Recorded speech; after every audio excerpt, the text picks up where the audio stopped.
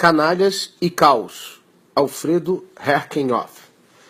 Imagine o Brasil em que Rocha Loures, com a mala de dinheiro, fosse Graça Foster e Temer fosse Dilma. Como reagiriam os juízes Bonner e Vac e os jornalistas Gilmar e Moro? Imagine o Brasil em que o telefonema de um senador para um ministro do Supremo recebendo ordens não fosse de Aécio para Gilmar, mas de Gleisi para Rogério Favretto, do TRF4. Imagine o Brasil em que o ministro da Fazenda, que recebeu 170 milhões como consultoria de 2015 para cá, fosse não o Henrique Meirelles, mas o Guido Mantega ou o José Dirceu.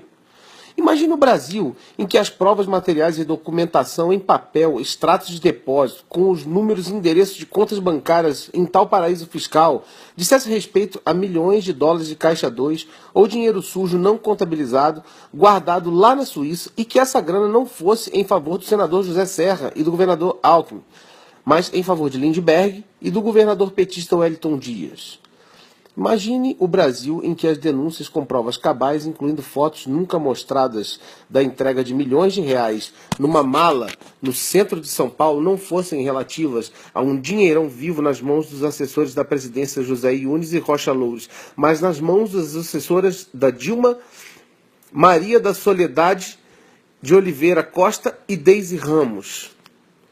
Imagine o Brasil em que as denúncias com provas cabais mostrassem hierarcas petistas do governo Dilma fazendo 5% do que fazem hierarcas tucano e PMDBistas ao redor de Temer. Imagine se o Jornal Nacional mostrasse todo dia que o maior número de políticos acusados de corrupção pertence ao PP, PMDB e PSDB e não o PT.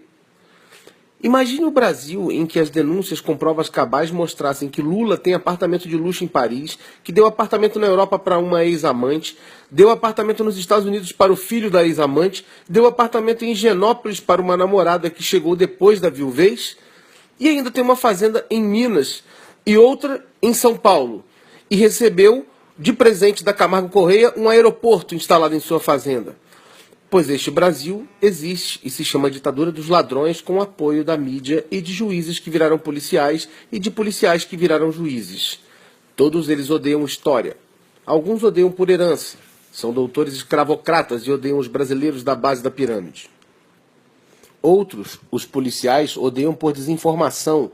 São vítimas violentíssimas do ódio e passam a odiar tanto ou mais do que seus patrões, que são governadores e por vezes governadores marajás, ou controlados pelos marajás. A República é dos marajás tropicais do último país a acabar com a escravidão negra e o primeiro a reinstaurar a escravidão dos mais pobres, entre os quais está a maioria negra. Está rolando um apartheid econômico racial no Brasil. Você vê a panorâmica da Globo na arquibancada do Maraca na vitória domingo passado do Fogão em cima do meu Mengão, e não tem negro quase no estádio. Agora no Rock in Rio só tem negro no palco. Na plateia está o resultado do apartheid. Não adianta gritar fora Temer, o substituto será ainda pior. Ou os ministros do Supremo anulam o golpe ou levam o Brasil para onde estão levando, ao caos, a antessala do inferno. Estão arando o terreno para safras tóxicas ou pré-revolucionárias. Triste. Até as polícias no Brasil estão ficando esbranquiçadas. Em algum momento a corda rói.